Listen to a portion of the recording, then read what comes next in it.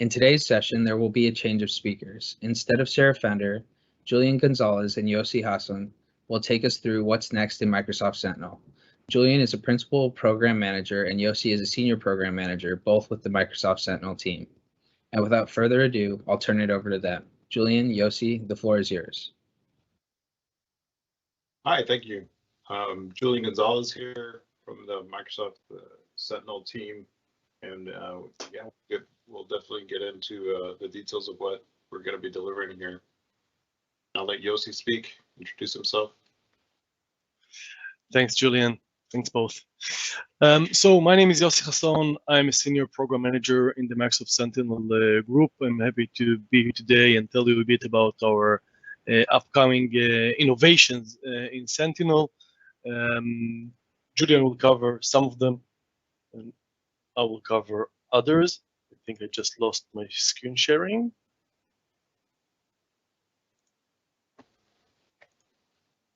Is that correct? You go ahead. Okay.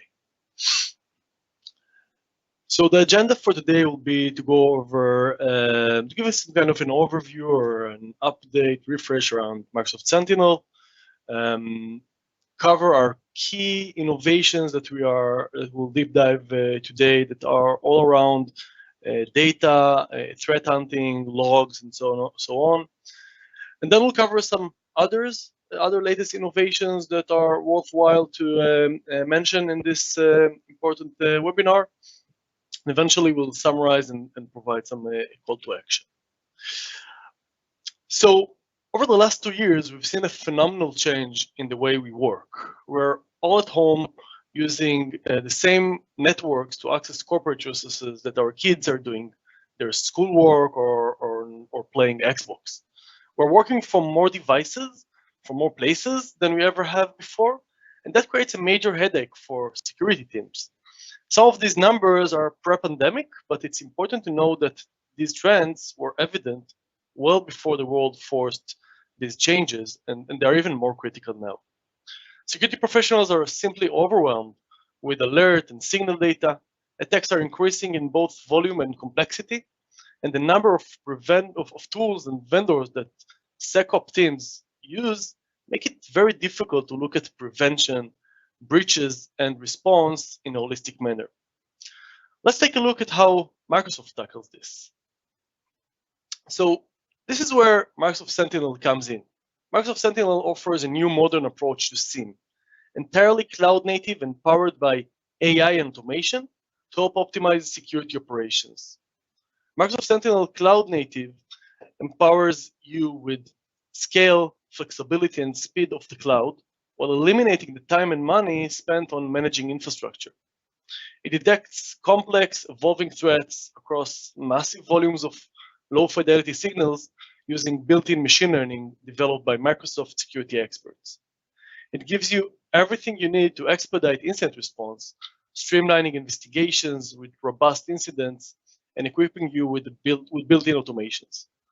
And finally, with these efficiency gains, Microsoft Sentinel gives you the ability to finally be proactive about finding and stopping threats. It includes robust threat hunting tools to help you get ahead of attackers.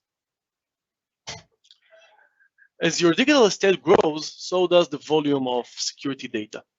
In fact, 76% of organizations report an increase, and much of it is coming from in the cloud. Data is the fuel for machine learning models that have become so critical to threat detection. The models need both more signals and more diverse signals. Not all data is the same. Some logs are best monitored proactively with scheduled alerts analytics enabling security detections. Others are usually verbose and contains a mix of high volume and low security value data that are not frequently used and accessed on demand for ad hoc querying, investigations, and search. This change in the volume of data is creating new needs for SOC teams. We need longer retention periods of data and not merely for compliance. SolarGate attacks show that. Breaches may be discovered 300 and plus days after the initial compromise.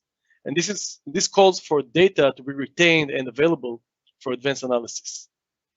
SOC teams want the ability to search and analyze large data sets, new and old, to search for security tactics, techniques, and procedures, TTPs, to respond to these long-running security breaches. On top of this, SOC teams need stateful data models, most often in the form of summaries and aggregations that represent extremely large data sets for reports, baselines, and even analytic alerts like anomaly detections. Parsing larger amounts of data also comes with a cost. Cost is not ultimately about low price, but economic scale and predictability. Customers want to grow without having to continually scale back to keep costs in check. All this proves that the traditional one-size-fits-all approach does not work anymore for security data. So what can we do? Julian, please go ahead and give us the next steps that we can do. All right, thank you, Yossi. Let me switch over here.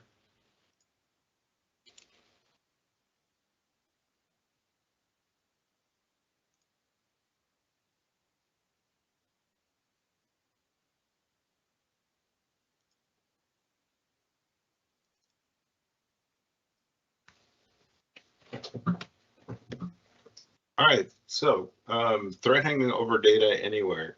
Really, this is the point here is data types.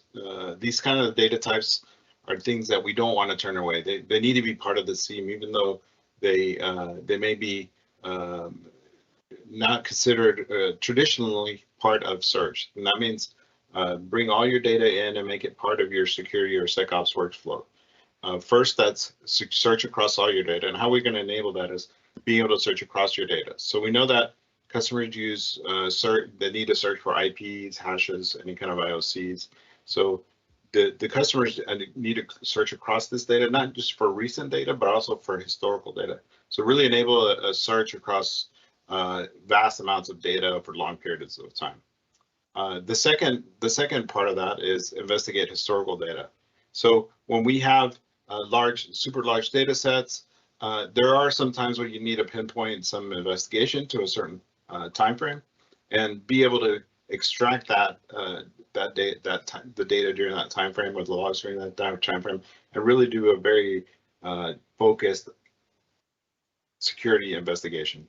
And that's what we provide here with the second point. And third is Synapse, analyze big data with native Synapse integrations. So the natural evolution of Azure Sentinel is to bring all the data into Azure, and don't turn it away because of prohibited cost structure. So what this allows you to do is bring data from different sources, integrate them into Synapse, and then use the integration with Synapse and Sentinel to perform advanced analytics across both of those or several of those different types of data stores. We also provide out-of-the-box templates for those, for example. And last but not least is manage your cost to ingest more data. So if you have a more manageable, a lower cost data store, then obviously you can ingest more data, and that's one of the key focus areas for this latest set of releases. So first, I'll start with basic logs. So this is a new log plan with reduced cost for ingestion. It's really designed for data sources that you don't fully know the value of until you've searched and you found that it's valuable and relevant. It's best for logs that have traditionally been seen as low detection value from a security standpoint, but really are invaluable for security investigations and ad hoc queries. Logs and search. Logs utilizing basic logs do not support detections, but are priced at a much lower rate than the current analytic log plan. And data can be accessed through a subset of KQL, which is a familiar KQL language for on-demand queries, investigation, and automated playbooks. It's priced at $1. It does support just-in-time parsing and transformation, and it's available for 8 days post ingestion with an option to archive, which I'll talk to you in a second. The use case is really ideally made for use cases for what we consider secondary log sources that are a part of your SecOps workflows, but mainly not the primary detection source. That could be cloud storage access logs, NetFlow logs, VPC logs from different cloud providers, certificate monitoring logs, and some firewall and proxy logs. What our customers normally refer to these as fire hose logs, for example. Now, there's the one thing I just mentioned is it does support, basic logs does support transforming your data pre-ingestion. This is a new feature as well. It's really optimized to get the most value out of your log data. Customize your incoming data as it's ingested into Azure Sentinel, add enrichments, extract fields, parse complex logs, and to align them either to a schema you have or to one of our built-in schemas. It's really it's really useful in cases where you want to obfuscate sensitive data, to filter out unnecessary fields, or just filter out fields to reduce the overall cost of storing the fields. And then expand the data collection rules really allows you to ingest into Microsoft Sentinel and use your familiar KQL language. And the data collection rules themselves are written in a subset of KQL. So it's not something you have to learn completely new language for. So this really is a way of transforming your data prior to it landing in your workspace, and it provides a lot of features around that, not just to reduce cost, but also to reduce complexity as well. Now, as part of that, I mentioned you can build and normalize to a certain type of a schema. We have the advanced SIEM information model that's now integrated, simplifies analytics, enables out-of-the-box content, and use with your data in your Sentinel workspace. So the ingestion time transformation I just referred to enables you to extract the fields and align those to this schema, for example, or you can use your custom schema. You can obfuscate sensitive data, and really this information model encapsulates the most critical necessary fields. So use this as a basis for your analytic rules, your hunting queries, and your notebooks, and it's now integrated into Microsoft Sentinel. Archive logs, so this is a new retention plan.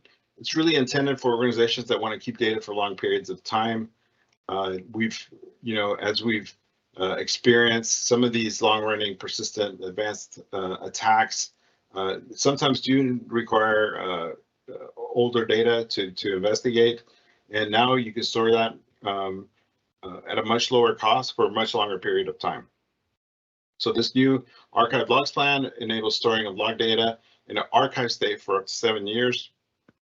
It's really designed for long-term archive and storage scenarios by removing the cost barriers and management overhead, meaning that your data doesn't leave the workspace, it stays in place, it stays in region, everything's the same. It just goes into archive state. So there's no management overhead involved here. And it supports search, so you can easily search. We have a new search interface, easily search this archive, and it works over a long period of time for your compliance and regulatory requirements.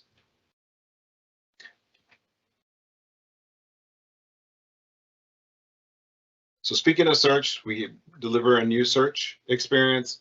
It's searching across not just the basic logs and archive logs, log plans, the new ones I just referred to, but it also still supports our current analytics log plan, simple, powerful user interface, view in progress searches as they arrive, meaning that these are asynchronous searches, search over a year's worth of data, supports mass volumes of data, as large as you can get it, as long as you can fit it within that time frame. It doesn't time out, and it actually supports searches that could take even up to 24 hours. So we're talking about very long running search over massive amounts of data. You can think of it as like a MapReduce for search, where it automatically performs MapReduce on behalf of your search. Parallel means that parallel processing, executing those search jobs. The search jobs run on any type. I do want to emphasize that. So the archive log plans and the basic logs I just referred to works on those. And of course, it works on your analytic log plans. And your log plans can transition from your logs can transition from one log plan to another. So it works across all those different transitions. So if you have logs that are in a state of analytic logs and you eventually archive them, you can set your search across a year. And even if they're a part of a year in one and part of the year in another, it supports that. And coming soon, we'll extend this search out to support other data stores such as ADX and other disparate data lakes, even cross-cloud. Now, a key feature here, especially when it comes to the log archive or archive logs, this new capability we call log restore. It's integrated in the UX, has a new restoration capability that makes it possible to bring historical data that's in the archive into Hotcache for high-performing queries and analytics. So what you do is you simply target a table, set a specific time you wish to restore, and that will restore that target table into your workspace with full KQL support. It's really ideally works best. It's created for archive logs for security investigation, meaning that you can do search to do a search across your logs.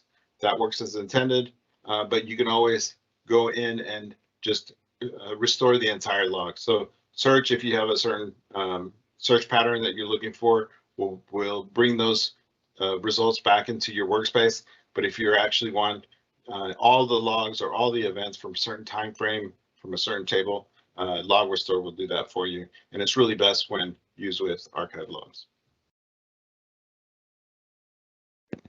All right, so I'll break out of this PowerPoint for a second and show a quick demo, live demo. So this is the new search experience. Like I said, when you run a search, your search is asynchronous, so the search results get populated. The search results actually get populated into a table that that's in the workspace. So I will say, okay, let's bring up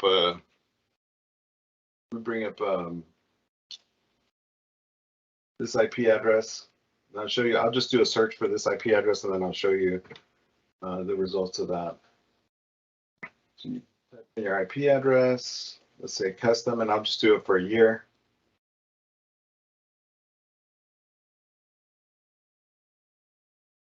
So I'll just do a search for the entire last year, the entire year. How about that? Apply it. Everything looks good, and I'll hit search.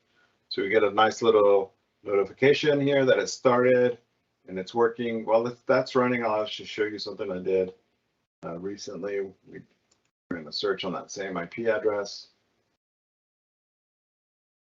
Now you'll see that the original timestamp is part of the query here. We just convert that to the current timestamp just to kind of make it easier to read. And since this is pulling data from a long period of time, we'll wait here for that to come up.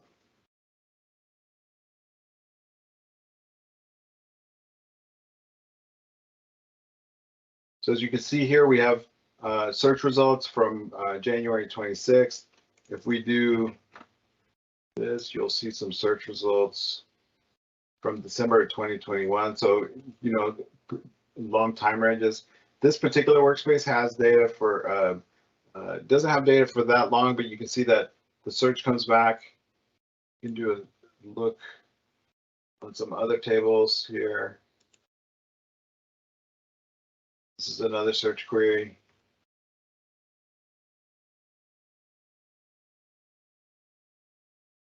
Now this one's interesting because the search query looks through data and pulls back quite a few records, and you can see here some of this data goes back. This machine doesn't exist anymore in the workspace, but you can still see there's events that I can pull in, that historical events that are in archive to support my investigation. So like I said, the log plan doesn't matter. You run the search and just fire and forget, and then you can come back and view the results. The nice thing about the search experience is it populates, or it brings that data back into your workspace in the form of this table, so you can run joins. You can run all your standard KQL. The joining would be especially helpful here. So now you can see here some of this data goes pretty far back. Hey, Julian. Yes. Could you zoom in a little? We got a request from the audience. Yeah.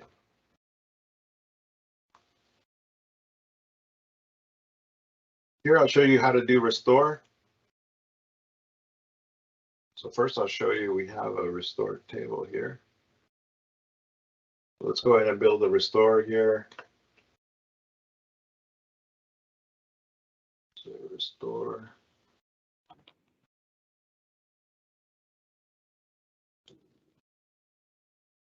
Now this is the other new capability we came out with, and this particular table or this particular security event table we stopped ingesting to it back in November, but that data is in archive, so we can still pull that in. So we just hit restore here, and that's it. It'll show up here on this restore tab. I may have one already run here, so I'll just pull that one up. I'll break this out a little bit so you can see a little bit better. Now, an important part of restore is that we don't re-ingest the data. The data stays in place, and that's key here. So your data is in the same region, in the same workspace, nothing moves. There's no, people have asked me, do we have to worry about storage accounts? No, all your data is in place. What we've done here is we've rehydrated the data, brought it into the active memory. So any kind of your standard KQL queries work on that, and pretty high performing queries at that, because all the data is loaded in memory. So you can see here we have quite a bit of data in this one. Going back, let's see if we can, how far back?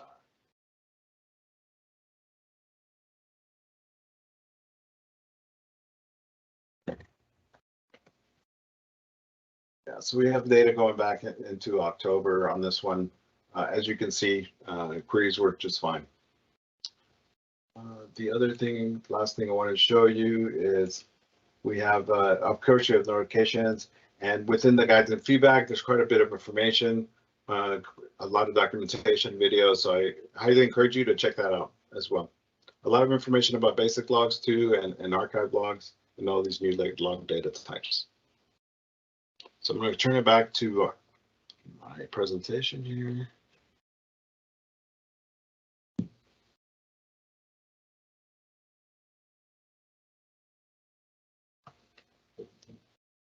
All right, so for the pricing, so the way the current features work, you have full KQL, 90 days are included, no query limits, and learning supported. So query charge gets loaded in there, and data is retained in archive storage. Now the new basic logs, and this is just the basic logs, to reduce KQL, alerts not supported, and query concurrency limits, meaning that there's a few concurrency limits with basic logs. You most likely won't run into those. And the most important thing is 8-day retention. So instead of 14 days of interactive query access, you have 8 days of interactive query access, including that interactive query access would also include like playbook or API access to the queries. That ingestion charge is much less, and then the charge is on the amount of data scanned. So a much lower charge, and it's on the ingestion, with a half a cent charge for the per gigabyte of data scanned when you do either a search query or an interactive query. Now, data archive, this price has been reduced to 2 cents per gig per month, much less for up to 7 years. And the same search job charge applies. So the search query is not necessarily supported here because it doesn't support interactive. You still have to use the search engine or the search experience, either API or the UI that I showed you, which runs a search job in the background, and that has the same price, which is half a cent per gig scanned. And then on top of that, we have a restoration charge. If you need to restore the data, which I don't expect you would need to do this very often because the search job will take care of almost every case. But in case you do need to restore the data, meaning that you have the data, it's been in there you have data in archive, maybe it's 2 years old, and you want to pull back all of the logs for a month into Hotcache so you can run queries on them, that charge would be 10 cents per gig per day, with a minimum charge of 2 terabytes, which comes out to about $96 per rated. last but not least, analyze big data with the native Synapse integration. So we announced that the Synapse integration at Ignite, we do want to, we do now support the Monitor Azure Data Export is now GA. That wasn't there at the time. This means you can run big data analytics on Sentinel, and the data export allows continuous export of Microsoft Sentinel data to Azure Data Lake. So this really makes it possible for analysts to quickly leverage existing data sets and pinpoint security hotspots, breaches, and attacks. With this, you can use Azure Synapse, which is our high-scale data warehouse run on the Azure cloud, and combine it with your Microsoft Sentinel data, even multi-cloud data sets for endless number of data science-driven SecOps workflows and scenarios. And to get you all started, we provide out-of-the-box Jupyter Notebook templates created by experts and data scientists to get you going.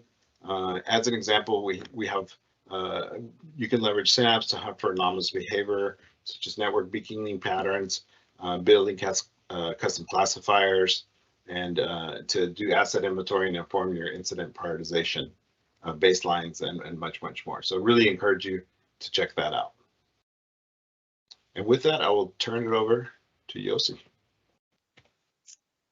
Thanks, Julian. Appreciate it. Let me share my screen back again.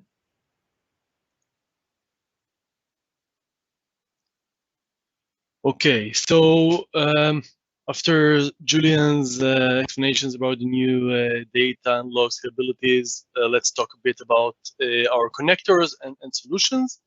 So in the data connector and solution space, we continue to add breadth and depth, resulting in A, the impressive list of out-of-the-box data connectors and solutions available that you see here, as well as B, depth in the number of imported new capabilities for data collection and transformation, as well as additional connectors and solutions in our Content Hub.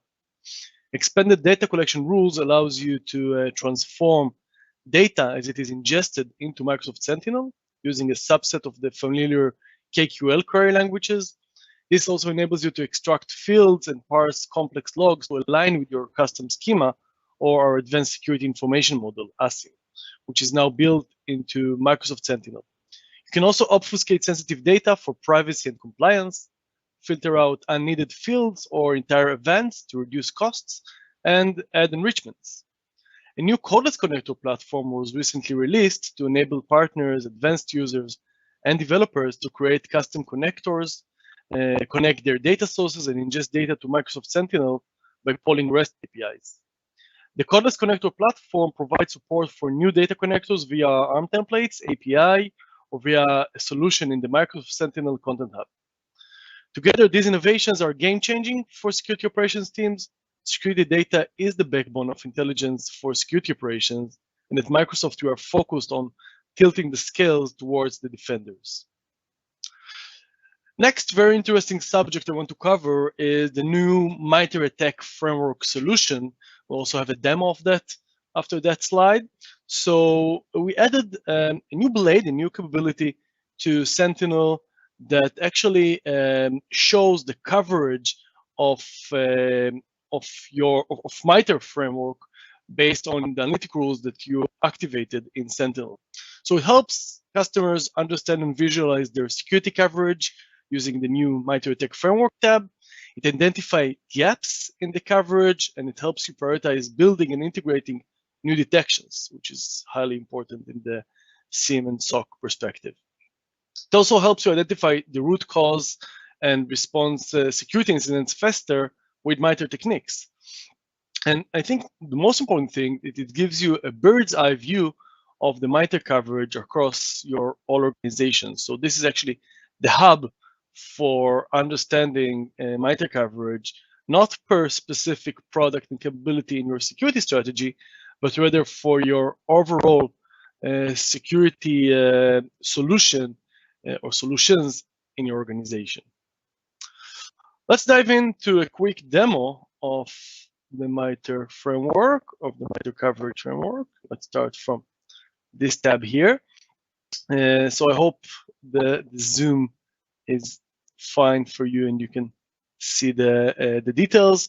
So as you see, it's actually a new blade in the left side in the menu. When you click it, you will actually see the MITRE ATT&CK matrix as it appears in the MITRE website, split into the different techniques and tactics under each technique. And if you look deeper, let's zoom in a bit. You can see for each tactic, sorry, the different techniques that are covered, and exactly how many analytic rules are activated in your environment that are covering those tactics. You can also filter here by different kinds of rules, active scheduled query rules, active near real-time query rules, or anomaly query rules.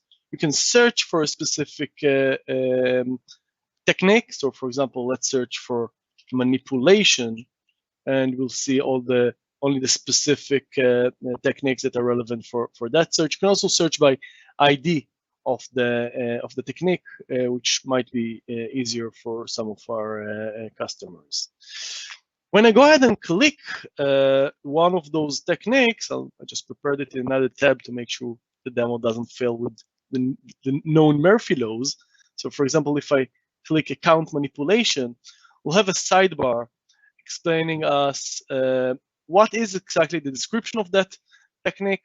That's basically taken directly from the MITRE ATT&CK website. And if you hit view technique details, you'll actually be directed directly to the MITRE ATT&CK website, giving you more data and information. So very interactive and intuitive use here. In addition to that, you'll see the total number of analytic rules that are using or monitoring this kind of technique, and you will see also the active coverage splitting the different kinds of rules. So if those are, you have 20 active scheduled query rules covering that technique and 4 active anomaly query rules. And if you want to view one of them, you can click the view button. So just prepared in another tab here, and we'll see actually a filtered list that is filtered exactly based on this kind of on this technique. Let me zoom out a bit. Okay, so that's the account manipulation technique.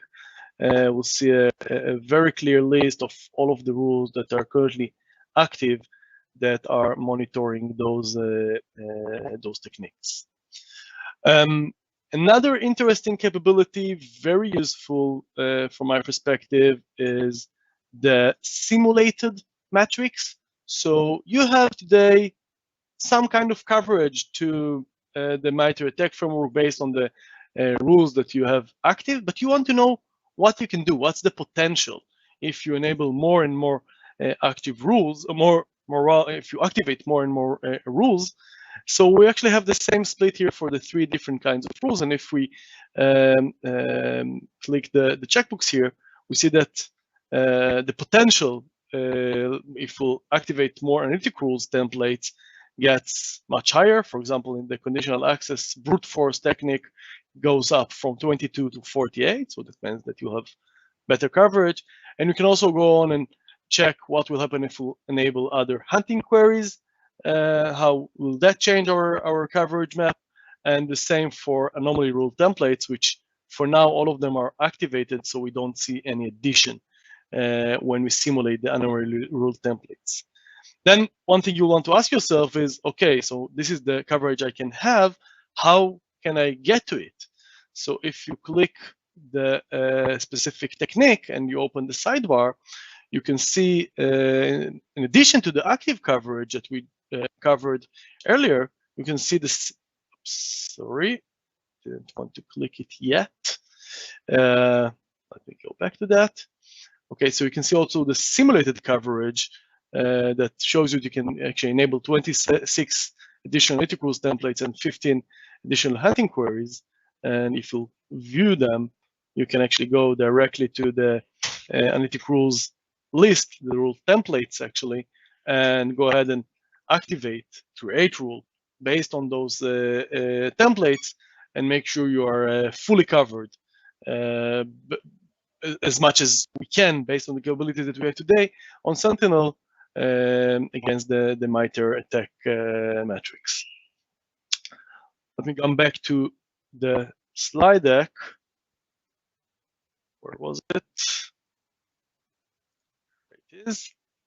Okay, so we are done with the demo, and I do want, before we wrap up, to talk about some additional innovations, very important capabilities that we launched and we are launching soon.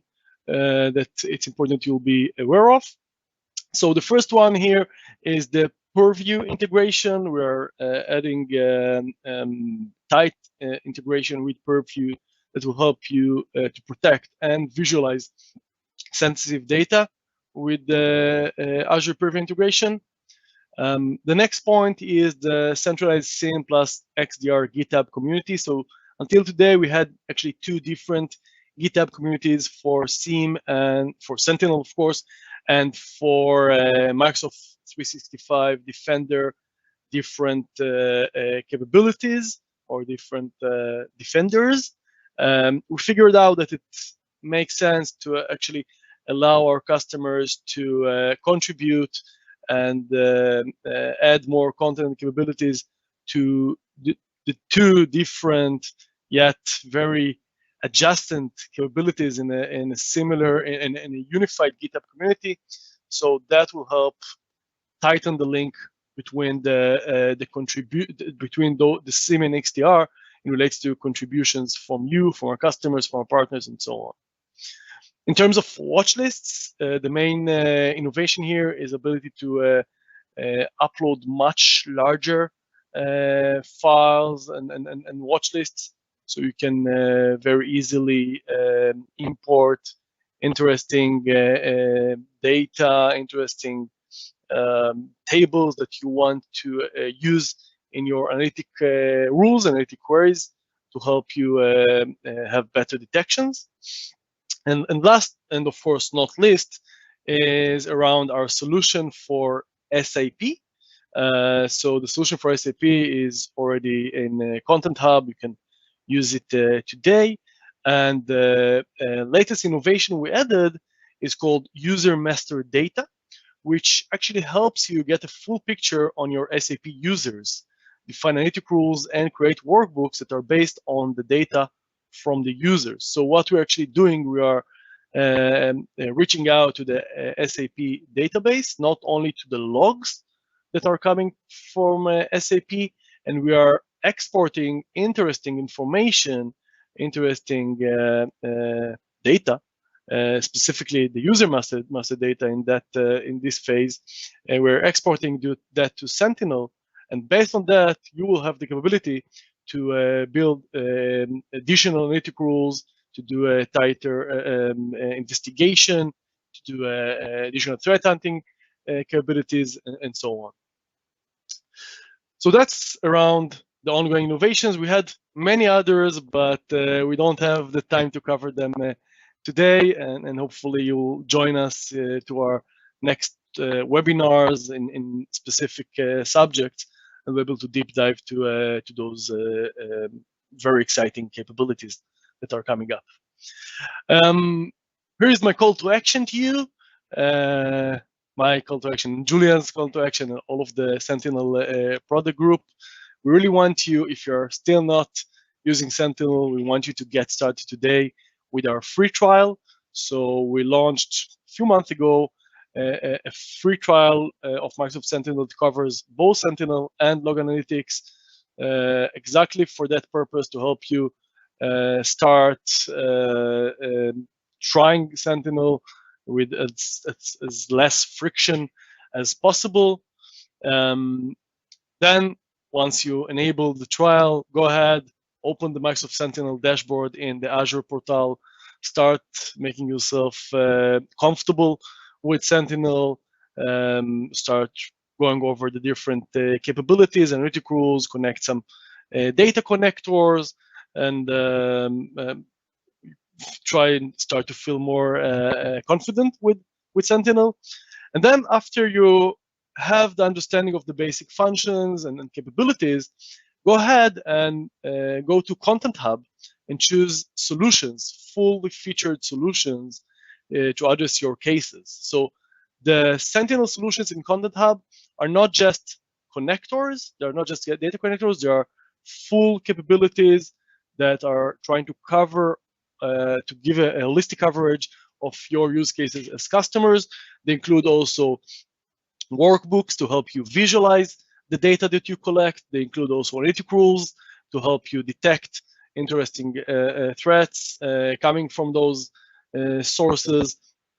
Some of them also cross-correlate logs from different data sources, which is very important, and help you detect things that couldn't be detected if you monitor only a single source of data or a specific source of data.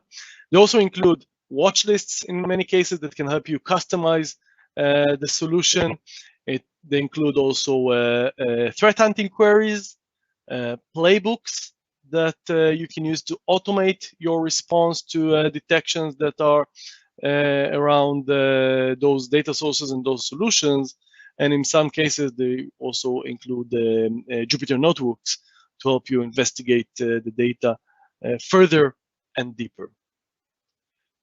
Thank you for taking the time, and that's it from my side.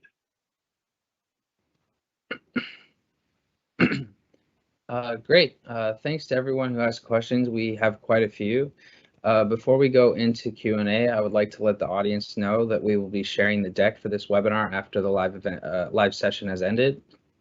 For all questions we were not able to get to, we will be adding an appendix slide with answers to those questions, so be sure to check that out. And now let's dive into the Q&A. So the first question we got most likes on was, I saw Microsoft integrated MITRE framework to its TI capability, but the mapped alert is not visible in Sentinel, so how can it be available? Sorry, can you repeat the question? Yeah, no problem. I saw Microsoft integrated MITRE framework to its TI capability, but the mapped alert is not visible in Sentinel, so how can it be available?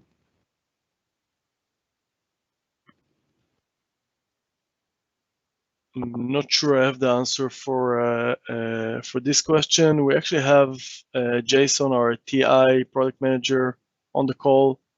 Jason Westcott, maybe you can help.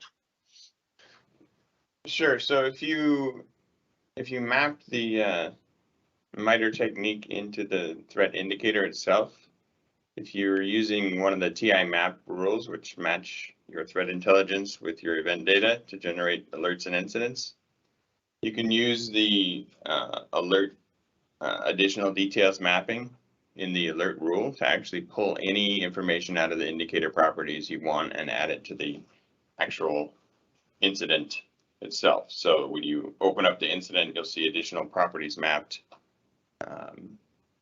And so you can get that MITRE technique in there. Great, thank you. Next question. Can logs be encrypted before storing them as archived logs?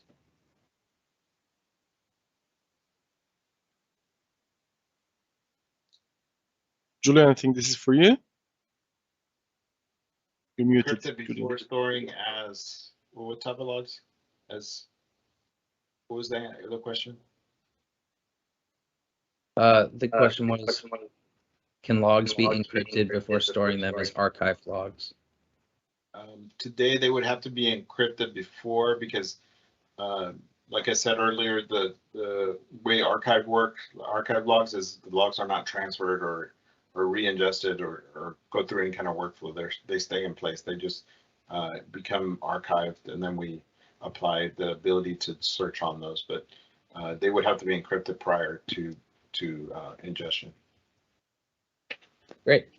Next question. Will ADX be the long-term storage for this option? No, all the data stays in the workplace, in the log analytics workplace. So this solves one of the ways that currently you would do long-term storage is move. A lot of folks will move the data into ADX, but there's a lot of cost involved with that, not just from just cost, but also maintaining, supporting it, and building it. So that eliminates all that. So you just mark the data as archive, and it stays in place. So there's no ADX there's no ADX component on that. Great, thanks. Next one, how can we activate/use basic logs? Would it be possible to send logs via the AMA agent? It is possible to send the logs via the AMA agent, and I can put the link to the documentation in the chat. Or I'll reply back to that question. Great. Next one. When will log archival be available? Can different log sources have different retention times? Yes, the log archive is available today. You set our log archive at the table. So the table will support, since it's at the table, you can support different archive settings for different logs. Great. Next one. What exactly is the reason for using the basic tier? So the basic tier is targeting workflows or SecOps workflows that use certain types of logs as secondary sources or sources for security investigation, and for search and IOC, where you need to do searches, really in response for investigation as well, and not detections. So it targets those scenarios. Great. Next one. Does archive logs mean that I can archive analytic logs after 90 days? Yes, that means you can archive analytic logs for up to 7 years. Great. Next one. Is it possible to send logs directly to the archive table, and would it be possible to enable archiving using Terraform? So not possible to use Terraform, and I have had that request to support straight to archive. Currently not supported today. For that, I would suggest using basic logs as the ingestion because it is less expensive, and it does support archive log as its only retention plan. Great. The next one. So what's the difference between a save search and a save KQL query? So a save search is a search that saves not only the search but also saves the search results, versus a save KQL only saves the query itself. It doesn't save the search results. So that data is, for example, if that data is outside of your retention or falls outside of your retention at some point, you could run the same search and get different results. Also, the new search saves has a 24-hour timeout, so it's really supports long-running searches versus the save KQL only supports interactive searches, which have a 10-minute timeout. So not really appropriate for long-term or large-scale type searches. Versus the save search will run a very long-running search across large tables across many months, many weeks, and terabytes of data. Great. Next one. Is there any non-compatible table with the restore feature? No, any table is compatible with the restore. Although it is really geared towards you really the only use case would be the archive log tables, because those are the ones that you don't have direct access to from a KQL standpoint. But yes, it supports all tables. Great. Next one. So after activating the basic logs feature, what RBAC is needed? So today the RBAC the restore feature requires, or enabling the basic logs and archive logs as well, requires the elevated permissions, owner/admin type permissions. Currently there is no RBAC role, dedicated RBAC role, but it is in our short-term planning to enable that, to build and release a dedicated RBAC role for these features. Thank you. Next one is, does the log search feature create an archived log storage? No, it uses the existing storage, and then what we did is we built separate infrastructure, computer infrastructure, to enable searching on that archive log storage. So the storage stays in place, everything stays the same. Great. Next one. Will there be a way to hide what is included in a solution in Sentinel? Hide it's included in the solution. I don't believe that's possible today. Well, it isn't possible today, but I can definitely put that, make that recommendation to our team. Great. Next one. Is Azure Sentinel the best SOAR/CM at the present moment? Of course. Yes. Next one. Is the simulated tab based on available analytic templates that are not in use? Yossi, you want to take this? Yes. Yeah, correct. That's exactly the idea with the simulated MITRE coverage. It shows you which analytic templates that are not activated you can active to get a better coverage. Thank you. Next one, is there any capability to export to a MITRE Navigator JSON layer file? I don't know about that. We can check that and come back to you offline with that question. Sounds good. Next question, what's the difference between active and simulated coverage? So that's what I just answered in the question before the last. So active means coverage based on analytic rules that are activated right now. Simulated means what's your potential coverage if you will enable additional analytic rules. How will your coverage look like? Those that are not activated, those are just templates for now. Gotcha.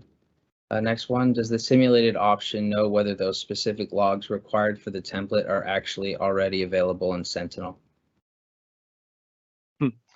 Good question. No, it just checks if the analytic rules are enabled or not. You have to make sure that the data sources, delivering data sources, are enabled. Data connectors, sorry, are enabled, and the logs are flowing to Sentinel. Great. We got two left here. Today, normalization manipulates data and logs in query time, not in ingestion time. Couldn't you enrich/manipulate data and logs at ingestion time by using function apps and the HTTP log collector API?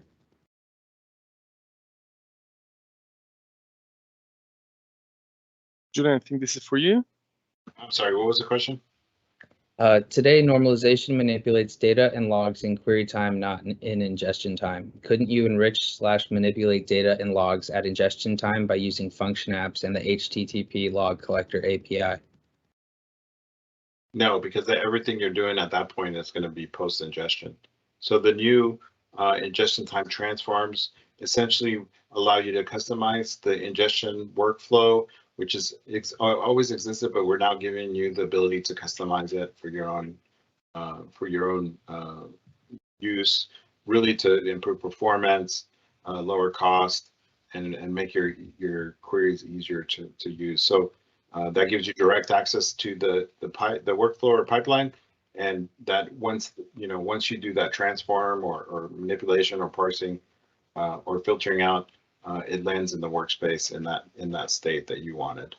So that all happens before it's persistent.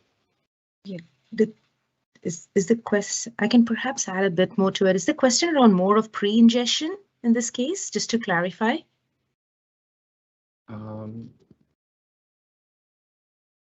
Doesn't specify in the question. So for pre-ingestion, using the HTTP log collector API, you can have some enrichment done beforehand with Azure Functions before you write to custom tables. But then like whatever Julian mentioned is more applicable after post-ingestion aspects. Just to like clarify and add more. No, thank you so much. Great, last one. When activating async parsers, e.g. for normalization of sign-in log data, will that cause additional costs? No. It shouldn't.